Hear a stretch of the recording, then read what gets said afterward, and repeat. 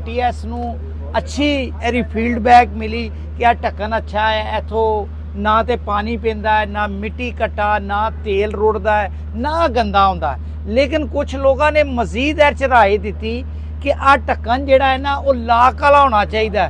कुछ लोग शर पसंद लोग ढक्कन खोल के ते उहदे विच लोगां दे ट्रैक्टर। अस्सलाम वालेकुम दोस्तों, लो जी दोस्तों ATS 290 2025 मॉडल नवीं तब्दीलियां दे अंदर आ गया। तो असी अज मौजूद है सादकाबाद। इत्थे ATS ट्रैक्टर कंपनी का प्रोग्राम आ और आगाही मुहिम चलाई जा रही आ कि जिहड़ा 2025 मॉडल आ उस दे अंदर की तब्दीलियां और की बेहतरियां कीतियां गईयां वा। बाकी ATS ट्रैक्टर कंपनी का जिहड़ा पार्ट्स आ उहदे ते भी गल्लां बातां होणगीਆਂ ते साडे नाल मौजूद ने इंजीनियर नदीम साहब बरकी वाले। इन्हां नाल असीं गलबात करदे आ और ट्रैक्टर के बारे जिहड़ी मुकम्मल जानकारी दोस्तां नाल शेयर करदे आ। अस्सलाम वालेकुम नदीम साहब। वालेकुम सलाम जी जनाब, की हाल जी नदीम साहब? ठीक ठाक, शुक्र अल्लाह पाक दा। शुक्र अल्लाह दा, तुही सुनाओ सब खैरियत जी? हाँ जी असी भी ठीक ठाक जी। हाँ जी आ गया जी 2025 मॉडल फिर नवीं आ गया जी, आ गया।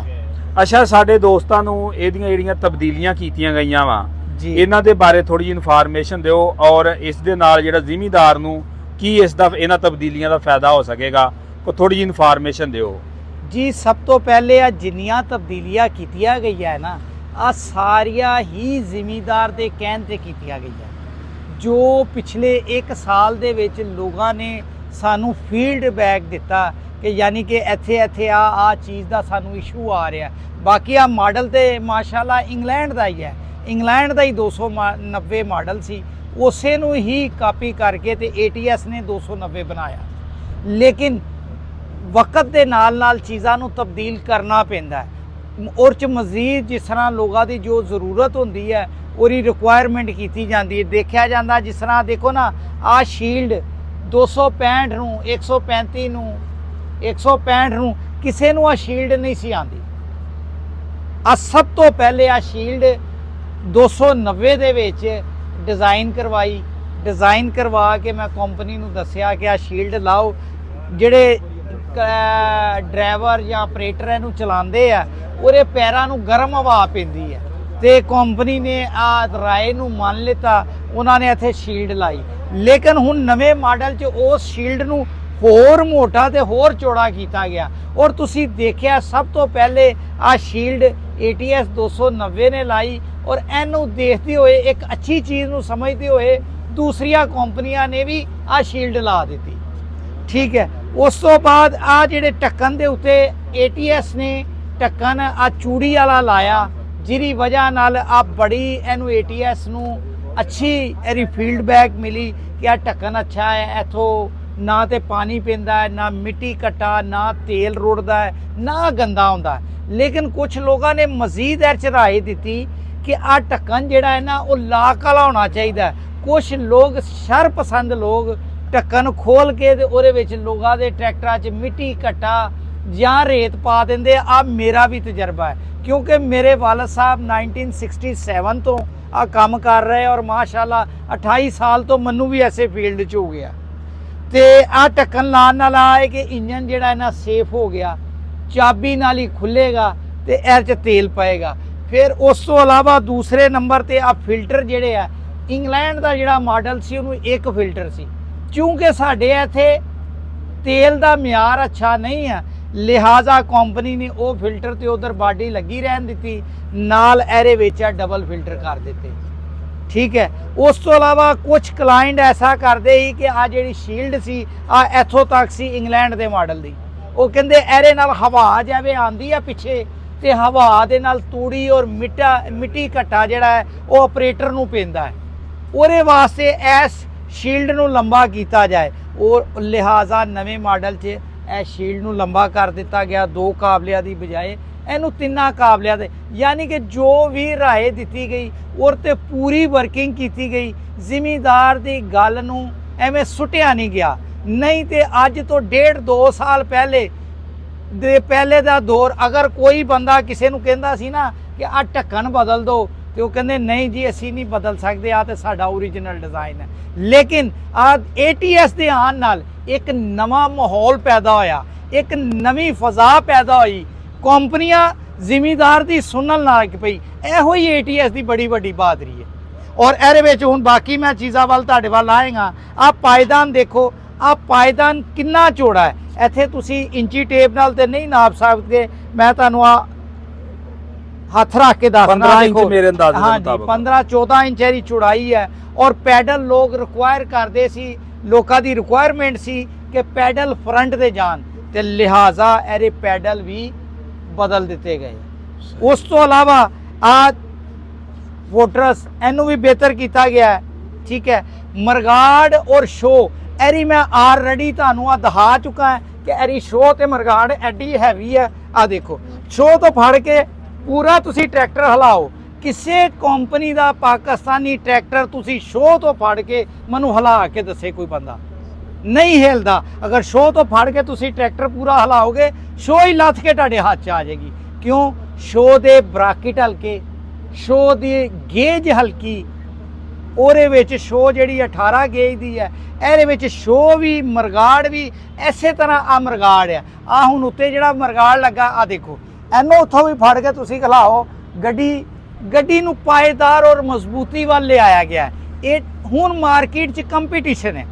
ਅਗਰ ਚੀਜ਼ ਅੱਛੀ ਬਣੇਗੀ, ਅੱਛੀ ਚੱਲੇਗੀ ਤੇ ਵਿਕੇਗੀ। ਮੇਰੀ ਵੀ ਕੰਪਨੀ ਵਾਲਿਆਂ ਨਾਲ ਇਹੋ ਹੀ ਡਿਸਕਸ ਹੁੰਦੀ ਰਹਿੰਦੀ ਹੈ ਕਿ ਜਿੰਨੀਆਂ ਵੱਡੀਆਂ ਕੰਪਨੀਆਂ ਹੈ, ਜਿਤਨੀਆਂ ਵੱਡੀਆਂ ਕੰਪਨੀਆਂ, ਸਾਡੀ ਕੰਪਨੀ ਇੱਕ ਛੋਟਾ ਜਿਹਾ ਪੌਦਾ ਹੈ। ਉਹ ਸਮਝ ਲਓ ਇੱਕ ਵੱਡਾ ਸਾਰਾ ਬੋਰਡ ਹੈ ਤੇ ਇੱਕ ਛੋਟਾ ਜਿਹਾ ਪੌਦਾ ਹੈ। ਆ ਤਦ ਚੱਲੇਗਾ ਅਗਰ ਇਹਦੇ ਵਿੱਚ ਕੁਆਲਿਟੀ ਹੋਏਗੀ, ਔਰ ਦੂਸਰੇ ਨੰਬਰ ਤੇ ਸਰਵਿਸ ਅੱਛੀ ਹੋਏਗੀ। ਔਰ ਮਾਸ਼ਾਅੱਲਾ ਸਰਵਿਸ ਕਲੇਮ ਕੰਪਨੀਆਂ 30 ਘੰਟੇ ਤੋਂ ਬਾਅਦ ਡੀਜ਼ਲ ਪੰਪ ਦਾ ਕਲੇਮ ਨਹੀਂ ਦਿੰਦੀਆਂ। ਔਰ 30 ਘੰਟੇ 'ਚ ਵੀ ਮੈਂ 15 ਸਾਲ ਦੂਸਰੀਆਂ ਕੰਪਨੀਆਂ ਨਾਲ ਰਿਹਾ ਆਫਟਰ ਸੇਲ ਸਰਵਿਸ 'ਚ, ਵਰਕਸ਼ਾਪ ਕਰਦੇ ਤੇ 28 ਸਾਲ ਹੋ ਗਏ, 15 ਸਾਲ ਰਿਹਾ। ਯਕੀਨ ਜਾਨੋ 30 ਘੰਟੇ ਤੇ ਵੀ ਅਸੀਂ ਪੰਪ ਤੇ ਨੋਜ਼ਲਾ ਖੋਲ ਕੇ ਭੇਜਨੇ ਹੀ ਤੇ ਕੰਪਨੀ ਮਸ਼ੀਨ ਤੇ ਚੜਾ ਕੇ ਤੇ ਉਸੇ ਤਰ੍ਹਾਂ ਵਾਪਸ ਉਂਝ ਹੀ ਵਾਪਸ ਭੇਜ ਦਿੰਦੀ ਆ। ਹੀ ਇੰਜਨ ਖੋਲ ਕੇ ਭੇਜਨੇ ਹੀ, ਟੈਬਟ ਕਰਕੇ ਉਂਝ ਹੀ ਇੰਜਨ ਵਾਪਸ ਭੇਜ ਦਿੰਦੇ ਹੀ, ਕਹਿੰਦੇ ਜੀ ਠੀਕ ਹੈ। ਤੇ ਲੇਕਿਨ ਹੁਣ ਇਸ ਕੰਪਨੀ ਨੇ ਡੀਜ਼ਲ ਮਾੜਾ ਆਇਆ, ਬੜਾ ਬੁਰਾ ਦੌਰ ਆਇਆ, ਸਮਗਲਿੰਗ ਦਾ ਤੇਲ ਬਹੁਤ ਜ਼ਿਆਦਾ ਆ ਰਿਹਾ ਹੈ, ਉਹਦੇ 'ਚ ਪ੍ਰੋਫਿਟ ਬਹੁਤ ਜ਼ਿਆਦਾ ਹੈ, ਤੇ ਉਸ ਵਜ੍ਹਾ ਕਰਕੇ ਗੰਦਾ ਤੇਲ ਆ ਰਿਹਾ, ਉਹ ਡੀਜ਼ਲ ਪੈ ਰਿਹਾ, ਉਹਦੇ ਨਾਲ ਪੰਪ ਖਰਾਬ ਹੋਏ। ਯਕੀਨ ਜਾਨੋ ਮੈਂ 200 ਘੰਟੇ ਤੇ 300 ਘੰਟੇ ਤੇ ਵੀ ਕੰਪਨੀ ਨੇ ਲੋਕਾਂ ਨੂੰ ਪੰਪ ਦਿੱਤੇ।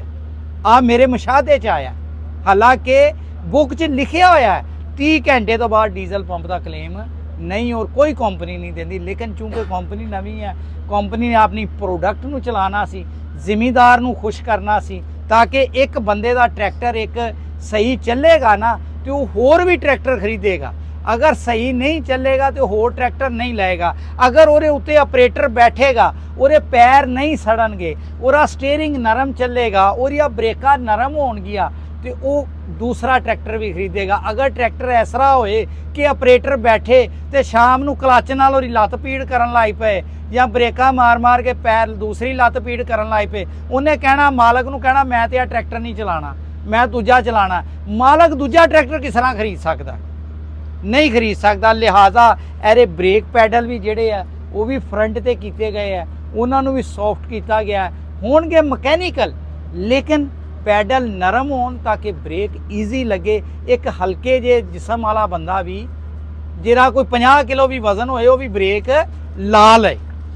ਅੱਛਾ ਨਦੀਮ ਸਾਹਿਬ, ਤੁਸੀਂ ਗੱਲ ਕੀਤੀ ਆ ਕਿ ਮਾਲਕ ਟਰੈਕਟਰ ਕਿੱਥੋਂ ਲੈ ਕੇ ਦੇਵੇਗਾ ਜੀ। ਦੇਖੋ ਜੀ, ਪਿਛਲੇ ਇੱਕ 1.5 ਸਾਲ ਤੋਂ ਜ਼ਿਮੀਦਾਰਾਂ ਦੇ ਹਾਲਾਤ ਨਹੀਂ, ਉਹ ਜ਼ਿਮੀਦਾਰਾਂ ਨੂੰ ਫਸਲ ਦਾ ਰੇਟ ਪੂਰਾ ਨਹੀਂ ਮਿਲਿਆ।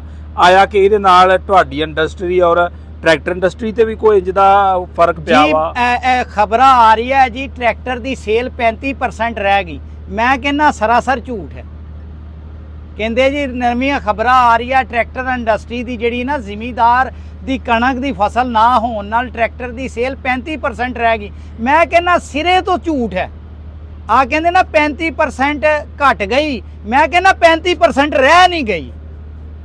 ਜ਼ਿਮੀਦਾਰ ਟਰੈਕਟਰ ਹੀ ਨਹੀਂ, ਮੈਨੂੰ ਪਤਾ ਨਾ ਮੈਂ ਮਹੀਨੇ ਦੇ ਕਿੰਨੇ ਟਰੈਕਟਰ ਵੇਚਣਾ ਸੀ, ਪਿਛਲੇ ਸਾਲ 'ਚ ਕਿੰਨੇ ਵੇਚਣਾ ਸੀ, ਇਸ ਸਾਲ 'ਚ ਕਿੰਨੇ ਵਿਕੇ ਆ, ਮਾਰਕੀਟ 'ਚ ਕਿੰਨੇ ਵਿਕਦੇ ਵੇ।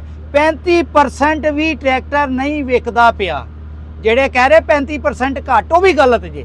35% ਵੀ ਨਹੀਂ ਜੇ ਵਿਕਦਾ ਪਿਆ। ਹੁਣ ਬੈਕ ਸਾਈਡ ਤੇ ਆਓ, ਤੁਹਾਨੂੰ ਦੂਸਰੀ ਸਾਈਡ ਵੀ ਦਿਖਾਈਏ ਟਰੈਕਟਰ ਦੀ।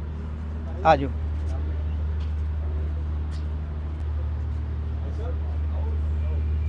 ਹੁਣ ਇਸ ਸਾਈਡ ਤੇ ਦੇਖੋ ਆ ਜਿਹੜਾ ਸਟੀਅਰਿੰਗ ਸਿਸਟਮ ਨਵਾਂ ਲਾਇਆ ਹੈ ਇਹਦੇ ਵਿੱਚ ਵੀ ਤਬਦੀਲੀ ਕਰ ਦਿੱਤੀ ਹੈ।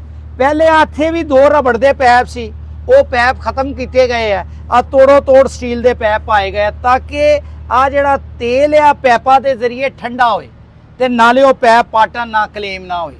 ਸਹੀ। ਇੱਕ ਚੀਜ਼ ਦੂਸਰੇ ਉੱਥੋਂ ਜਿਹੜੇ ਪੈਪ ਆਂਦੇ ਆ ਉਹ ਵੀ ਆ ਲੋਹੇ ਦੇ ਲਾਏ ਗਏ ਆ ਔਰ ਇੱਥੇ ਆ ਸਿਰਫ ਛੋਟੇ ਟੋਟੇ ਲਾਏ ਗਏ ਆ ਤਾਂ ਕਿ ਛੋਟਾ ਰਬੜ ਦਾ ਟੋਟਾ ਜਿਹੜਾ ਖਰਾਬ ਕਟਾਈ ਵਾਸਤੇ ਉਹਨਾਂ ਮੂਵਿੰਗ ਵਾਸਤੇ ਔਰ ਇਹਦੇ ਵਿੱਚ ਵੀ ਉਹ ਜ਼ਿਆਦਾ ਪਲਾਈ ਵਾਲਾ ਲਾਇਆ ਗਿਆ ਹੈ ਤਾਂ ਕਿ ਇਹਦੇ ਵਿੱਚ ਉਹ ਪ੍ਰੋਬਲਮ ਨਾ ਆਏ।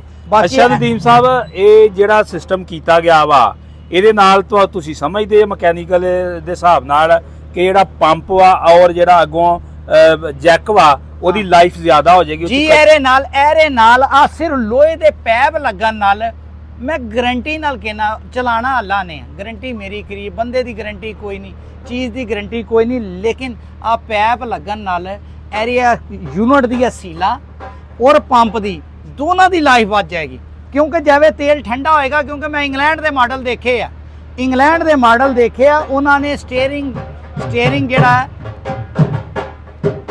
ਉਹਨਾਂ ਨੇ ਚਲੋ ਉਹਨੂੰ ਕੋ ਫਿਰ ਆਏਗਾ।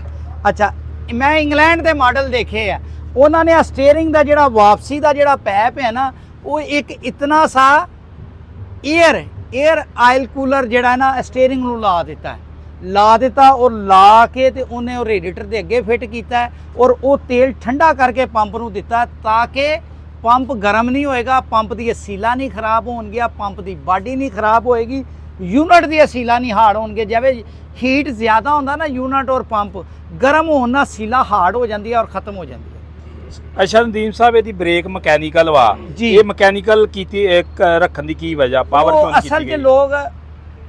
ਅਸਲ 'ਚ ਲੋਕ ਚਾਹੁੰਦੇ ਸੀ ਕਿ ਉਹ ਜਿਹੜਾ ਮਸਲਾਂ ਟਰੈਕਟਰ ਲੈ ਕੇ ਨਿਕਲਣ ਲੱਗਾ ਬੰਦਾ ਦੇਖਿਆ ਜੀ ਉਹ ਪੈਪ ਲੀਕ ਹੋ ਗਿਆ, ਸੀਲ ਉੱਤੇ ਵਾਲੀ ਪਾਟ ਗਈ, ਥੱਲੇ ਵਾਲੀ ਸੀਲ ਪਾਟ ਗਈ ਤੇ ਉਹ ਸਾਰਾ ਤੇਲ ਵਗ ਗਿਆ। ਇਸ ਕਰਕੇ ਬ੍ਰੇਕ ਐਰੀ ਹੋਏਗੀ, ਲੱਗੇਗੀ ਉਸੇ ਤਰ੍ਹਾਂ ਹੀ, ਲੇਕਿਨ ਹੈਗੀ ਮਕੈਨੀਕਲ ਹੈ। ਸਹੀ, ਯਾਨੀ ਕਿ ਤੁਹਾਡਾ ਗੱਲ ਕਰਨ ਦਾ ਮਕਸਦ ਹੈ ਵੀ ਡਿਸਕਾਂ ਘਸਣਗੀਆਂ ਤੇ ਬ੍ਰੇਕ ਖਤਮ ਹੋਵੇਗੀ। ਹਾਂ, ਡਿਸਕਾਂ ਘਸਣਗੀਆਂ ਤੇ ਫੇਰ ਹੀ ਖਤਮ, ਵਰਨਾ ਬ੍ਰੇਕ ਨੂੰ ਨਹੀਂ। ਵੈਸੇ ਬ੍ਰੇਕ ਚੱਲਦੀ ਰਹੇਗੀ ਅੱਲਾ ਦੇ ਫਜ਼ਲ ਕਰਨ ਨਾਲ। ਔਰ ਇਸ ਟਰੈਕਟਰ ਅਗਰ ਤੁਸੀਂ ਬੁੱਕ ਕਰਾਣਾ ਤੇ ਅਸੀਂ ਇੱਥੇ ਸਾਦਕਾਬਾਦ ਖੜੇ ਹਾਂ, ਸਾਦਕਾਬਾਦ ਡੀਲਰ ਨਾਲ ਤੁਸੀਂ ਰਾਬਤਾ ਕਰ ਲਓ। ਅਗਰ ਕਿਸੇ ਨੇ ਵੀ ਸਾਦਕਾਬਾਦ 'ਚ ਲੈਣਾ, ਅਗਰ ਕਿਸੇ ਨੇ ਸਾਦਕਾਬਾਦ ਤੋਂ ਬਾਹਰੋਂ ਲੈਣਾ, ਕਿਸੇ ਵੀ ਪਾਕਿਸਤਾਨ ਦੇ ਸ਼ਹਿਰ 'ਚ ਲੈਣਾ ਜਾਂ ਦੁਨੀਆ ਦੇ ਕਿਸੇ ਵੀ ਕੰਟਰੀ ਤੋਂ ਲੈਣਾ ਤੇ ਤੁਸੀਂ ਮੇਰਾ ਨੰਬਰ ਨੋਟ ਕਰ ਲਓ। ਸਾਦਕਾਬਾਦ ਤੋਂ ਇਲਾਵਾ 0321 94 72 206 ਨਾਲ ਇਹਦੇ ਨਾਲ ਇੱਕ ਛੋਟਾ ਜਿਹਾ ਪੈਗਾਮ ਮੈਂ ਹੋਰ ਵੀ ਦੇਣਾ ਕਿ ਸਾਡਾ ਜਿਹੜਾ ਅਦਾਰਾ ਨਦੀਮ ਬ੍ਰਦਰ ਆਟੋ ਇੰਜੀਨੀਅਰਿੰਗ ਉਹ ਬੱਚਿਆਂ ਨੂੰ ਕੰਮ ਸਿਖਾਉਂਦਾ। ਜਿਨ੍ਹਾਂ ਆਪਣੇ ਬੱਚਿਆਂ ਨੂੰ ਕੰਮ ਸਿਖਾਉਣਾ ਹੈ ਮਾਸ਼ਾਅੱਲਾ ਸਾਡੇ ਅਦਾਰੇ 'ਚ ਸਿੱਖੇ ਹੋਏ ਬੰਦੇ ਸਿੱਖ ਕੇ ਬੱਚੇ ਲੱਖਪਤੀ ਹੋ ਗਏ ਤੇ ਅਗਰ ਉਹ ਸਿਖਾਣਾ ਤੇ ਉਹ ਵੀ ਮੇਰੇ ਨਾਲ ਰਾਬਤਾ ਕਰ ਸਕਦੇ। ਅੱਲਾ ਬੜੀ ਮਿਹਰਬਾਨੀ ਨਦੀਮ ਸਾਹਿਬ, ਤੁਸੀਂ ਆਪਣੀ ਕੀਮਤੀ ਰਾਏ ਤੋਂ ਦਿੱਤਾ ਜੀ। ਆਮੀਨ।